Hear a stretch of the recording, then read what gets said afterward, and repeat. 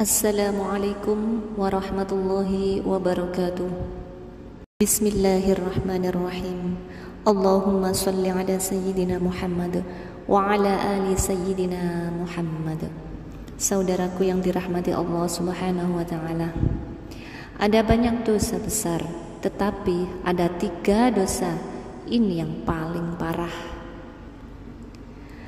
Ada hadis riwayat Bukhari, Muslim, dan Ahmad dari Abu Bakrah yang artinya sebagai berikut. Maukah kalian aku kasih berita tentang dosa apa yang paling besar? Para sahabat berkata, tentu saja ya Rasulullah. Rasulullah melanjutkan pembicaraannya. Mempersekutukan Allah, kemudian durhaka kepada orang tua. Sebelumnya Rasulullah semi duduk, lalu duduk penuh dan berkata, ketiga, yaitu janji dan kesaksian palsu. Hadis ini mengungkapkan bahwa ada 3 macam dosa besar yang harus kita hindari, yaitu pertama, mempersekutukan Allah, dan kedua, durhaka kepada orang tua, dan yang ketiga adalah janji palsu atau kata-kata dusta. Secara eksplisit, hadis ini lebih menekankan dosa yang ketiga, yaitu janji palsu. Mengapa demikian? Diriwayatkan ketika Rasulullah mengatakan dosa yang pertama dan yang kedua, beliau mengatakannya dalam posisi berdiri sambil bersandar. Kemudian beliau duduk dan mengatakan janji palsu berulang-ulang. Yang pertama, mempersekutukan Allah. Sudah sangat jelas bagi kita bahwa mempersekutukan Allah adalah rajanya dosa, dan orang yang melakukannya tidak akan mendapatkan ampunan Allah hingga ia benar-benar kembali kepada Allah Subhanahu wa ta'ala. Sebagaimana firman Allah dalam surat Luqman ayat 13, Inna syirka ladulmun adzim. Sesungguhnya mempersekutukan Allah adalah benar-benar kezaliman yang besar.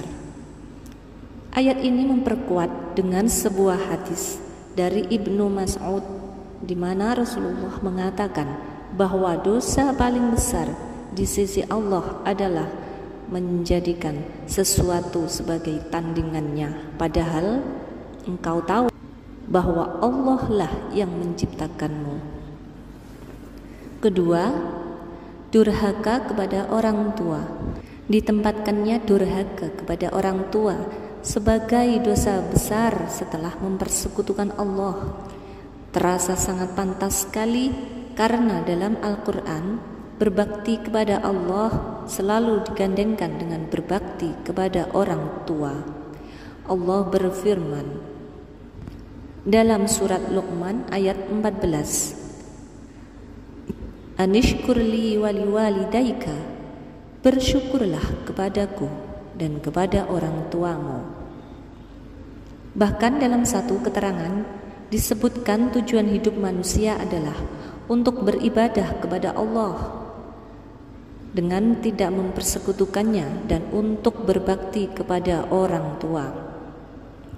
Andai kita cermati ayat-ayat yang berkaitan dengan kewajiban untuk berbakti kepada orang tua, maka kita akan menemui perintah untuk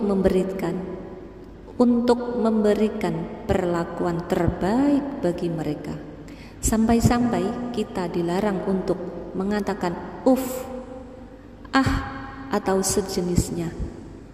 Bahkan kita pun diharuskan tetap berbuat baik kepada mereka walaupun mereka mempersekutukan Allah. Ketiga, janji palsu.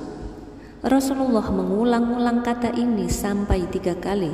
Menurut para ahli hadis, pengulangan kata-kata tersebut menunjukkan bahwa mengingkari janji termasuk dosa yang sangat berbahaya.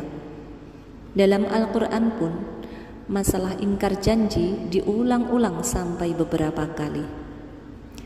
Salah satunya terdapat dalam surat Al-Hajj ayat 30.